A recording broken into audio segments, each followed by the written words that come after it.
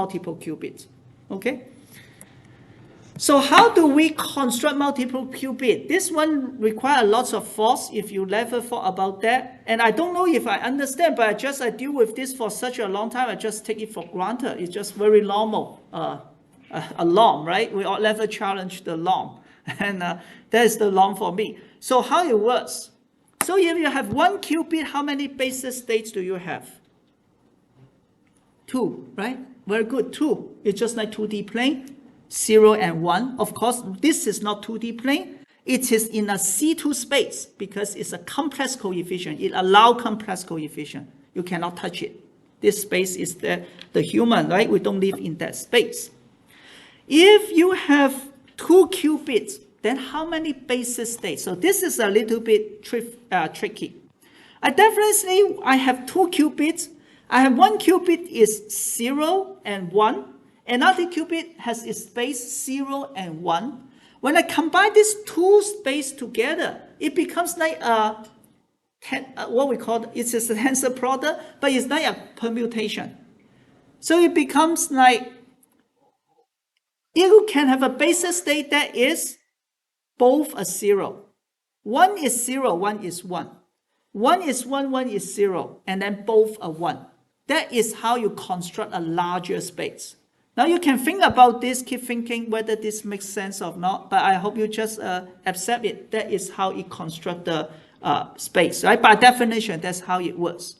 So the basis state can be 0, 0. I write it because maybe at the beginning we still want to distinguish these 2 qubit left and right. I write them in this way. But again, a bracket notation is what? Last time I told you, you can even put Chinese, Japanese, German, English inside the cat, right? As long as it's clear. Then there's no problem. I put 0, 0 together in the cat. It just means the first qubit is 0, second qubit is also 0. This one means the basis state correspond to first qubit is 0, second qubit is 1, right? And then if that is the case, I understand already, then why don't I just write in decimal number? I know this 0 means I have a 0. 1 means that it is 0, 1. 2 is 1, 0. 3 is 1, 1, right? Because if I can say, even spell in English, why I cannot just write in decimal? But the main point is if I have 2 qubits, I have 4 basis states. And how I get 4 basis states? Because I do the permutation. 2 from the first qubit, 2 from the second qubit, then I do the multiplication. So if I have 3 qubits, I have 2 times 2 times 2 basis states. Again, this is just the possible binary number you have in a 3-bit register in classical computer, right?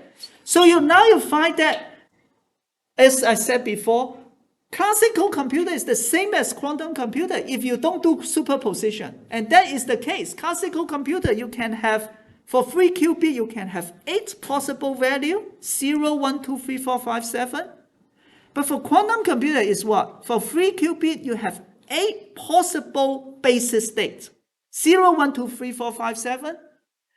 And the superposition of this basis state. That is the only difference, right? So if you have n qubits, you see that, and this is the tensor product symbol, right? You can have 2 to the power n basis states, right? How many value can we have in an 8-bit register? 2 to the power 8, 256, right? Now, how many basis states can we have in an 8-qubit quantum computer? Again, 2 to the power 8, 250 basis states. Additional to that is you can have superposition of these 8 basis states. That's what makes quantum computing cool. Okay? So that is the multiple qubit. Now, so that is good, but then if we start doing this, what do we call the forming a larger space from a smaller qubit, how are we going to operate the vector? We use something called tensor products, which we kind of mentioned in the last slide, right? So the way I will demonstrate is this. For example, I have 2 qubits. right? So the first qubit has the basis state of 0 and 1. I label the subscript to indicate that this is the basis state of the first qubit. Okay, it's up to me. As long as, right, this, you are okay, right? This is the first qubit. As long as it's clear, I can do anything I want.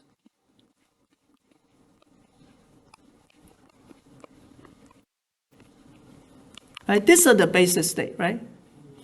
So then we say that the combined one, right? The combined space, which is the tensor product, we call it tensor product of these two space, is going to be 0, 1, 0, 2, 0, 1, 1, 2, 1, 0, 0, 2, 1, 1, 1, 2. Correct? Right? I can have all this permutation, right? And I just write it clear, 0, 0, 0, 1, 1, 0, 1, 1. As long as I know the left one is the first qubit, I can write that, right? We have the protocol. So how do I do the tensor products? For example, I can have my first qubit in this space, I call it psi 1. Equals to alpha 0, 1 plus beta 1, 1.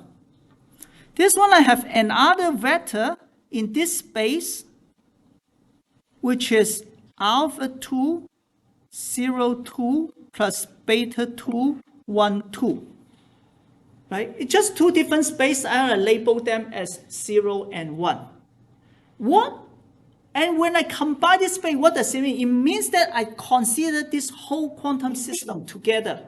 Earlier, I just considered this qubit individually. It is alpha 0 plus beta 1. And another individually. But now I want to consider them together. Whether they interact or not doesn't matter. But I want to consider them together. Right? It's just like I teach this student and I also teach another student in another class. Now I want to consider my performance together somehow. Not a good analogy, but now together. They might not talk to each other, they don't affect each other, but now I consider the whole thing as a one quantum system, right? So what then we will say we have the combined one equals to psi 1 tensor product psi 2, okay? Now, if you try to do the math, this tensor product is just as simple as a multiplication. It is like this. You just trust me, I show you how to do it. It is alpha 1, 0, 1 plus beta 1, 1. Tensor product alpha 2, 0, 2 plus beta 2, 1, 2.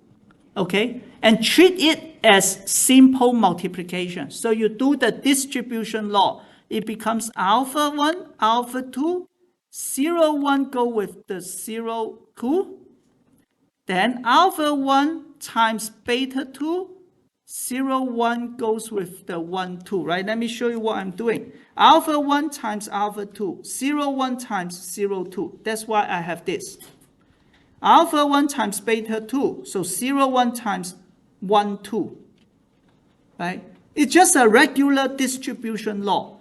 You trust us because that's how it works in the Hilbert space by definition.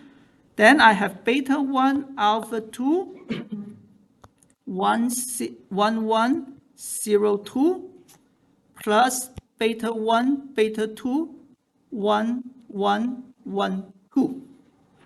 Okay? How do I write this in a matrix form? I was going to write it as this. Alpha 1, alpha 2, alpha 1, beta 2, beta 1, alpha 2, beta 1, beta 2. And I remind myself, alpha 1, alpha 2 is referring to the basis of 0, 0. 0, 0. This one is 0, 1. This one is 1, 0. And this one is 1, 1. Which makes sense because now my space is larger. My space has 4 basis states. So I should have 4 rows in this column vector. Right? So this is to illustrate something that is reasonable. Okay. So if that's the case, there's a way to do the multiplication easier. We can use the matrix form. Alpha 1, alpha 2, tensor product, not alpha 2. Alpha 1, beta 1, which is the psi 1, times alpha 2, beta 2, which is psi 2. How do I do it? That's what I do. Alpha 1, and then you just put this in.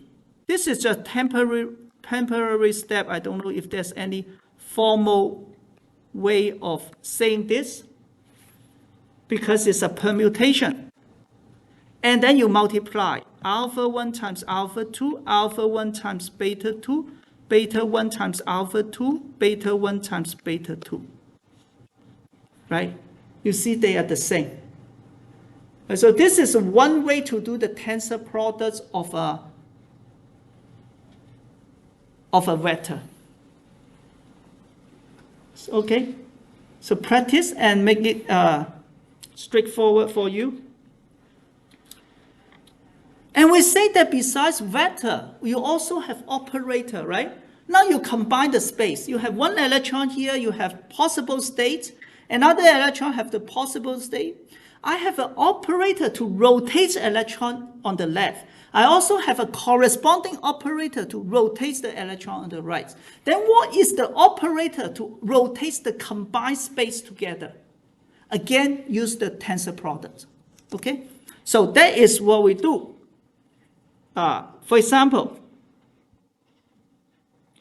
I might have the operator, I call it alpha. Maybe this is not a good label. Let me change the I call it A, B, C, D. This is the matrix to rotate the first electron. And the other matrix may be A, B, C, D, E, F, G, H. Another matrix to rotate another electron. How do I do the tensor product? You can prove it, but we don't want to do it. Just like what we did in the tensor product of the vector.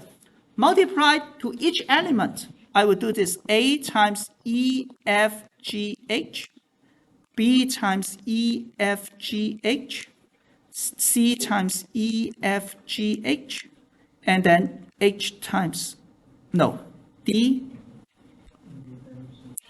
yes, D times E, F, G, H, right? So this is just a temporary step. The result is AE, AF, AG, AH, BE, BF, BG, BH, CE, CF, CG, CH, DE, DF, DG, DH, right? No need to follow, even though no need to copy. I just want you to understand how you do the tensor product, right? So you can check, right? Maybe let me save the time. I want you to check it at home. Check yourself. I can apply the NOT gate to the first qubit of, let's just say apply to 0 state. I also can apply the NOT gate to the second qubit, 0 state, just 2 qubit, right? Try the matrix, and then you do the tensor product. So what I'm saying is that you apply each of them individually, do the NOT to them individually, and then combine them as a whole space, tensor product. Another way is this. You do the tensor product first.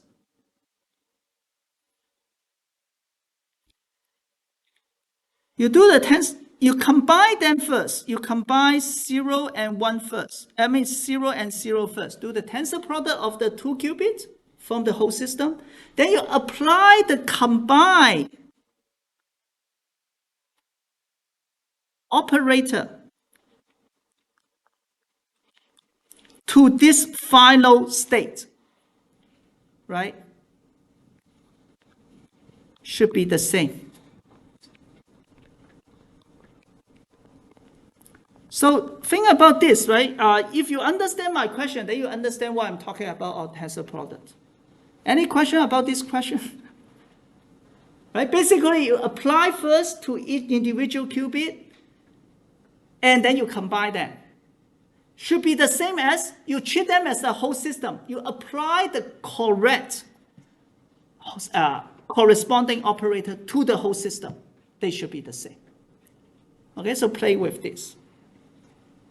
Now, a little bit slow, but that is fine.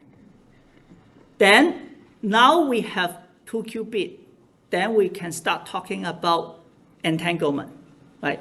The first thing is that we need to understand a gate, which is called the CNOT gate. CNOT gate, also called exclusive OR gate, for a reason you will see later. So what does it do? CNOT means control NOT. Basically saying that you don't always apply the NOT gate, only under certain situation. So under what situation? Let me show you. If you have 2 qubits and their basis state, again, right, we define the gates by how it rotates the basis state. The basis states are 0, 0, 0, 1, 1, 0, and 1, 1. That's it. This one gives you 0, 0. If I apply it to 0, 1, it gives me 0, 1.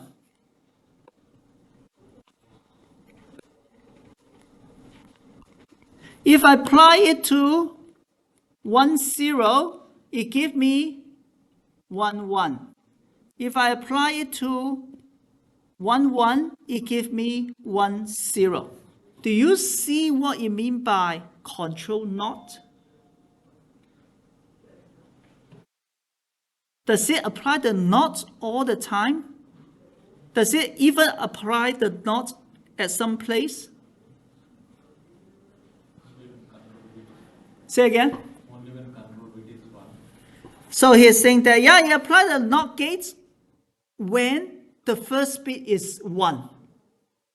When the first bit is 0, it doesn't do anything. Basically, you see that it doesn't change the first bit, but it changes the second bit if the first bit is 1. Again, the so-called first bit is 1 is talking about the basis state, right? We call this first bit control bit. And we call the second bit the target bit, which you will see very often. Okay? So let's look again. That is true. When the first one is 0, it doesn't change anything. 0, 0, 1, 0, 1, 0, 1. But the first one is 1, it's going to apply NOT. So 1, 0 becomes a 1. You apply the NOT to the target bit. When the first one is 1, again, the NOT has effect. So if I apply NOT to 1, becomes 1, 0. Right? That is a control NOT gate. Now, why is called exclusive OR? Because you can also simplify this definition by exclusive OR AB. Now, A can be 0 or can be equal to 1. This equals to A. Don't change the first qubit. But for the second qubit, its value is A exclusive of B. And if you remember the Boolean logic, classical, you try to check yourself. B exclusive with 0 is still B.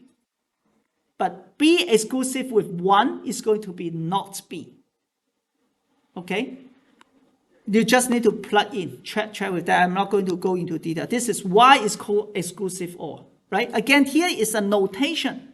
This is just like I can write English, right, inside the cat, so don't worry about this. It's just notation to say that how AB becomes this one. And A here can be only 0 and 1, right? Because we're talking about a qubit. Only have 2 levels. Okay? So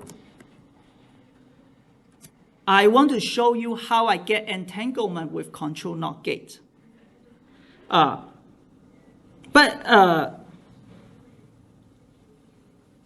to say? So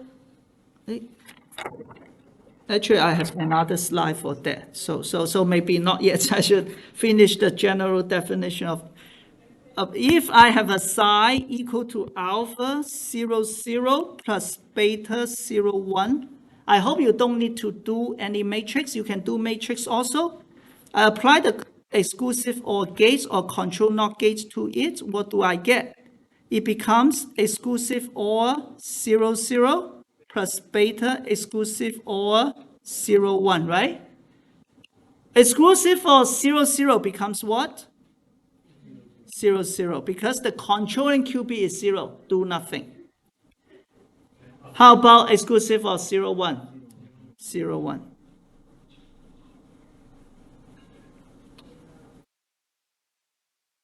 Yeah, so my note has problem.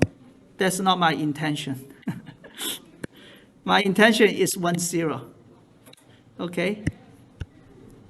So say again, now actually it's 1, 0. What do you get? 1, 1. Okay?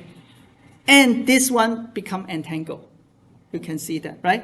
But I will show the whole circuit later. And in terms of matrix form, just give me 1 more minute.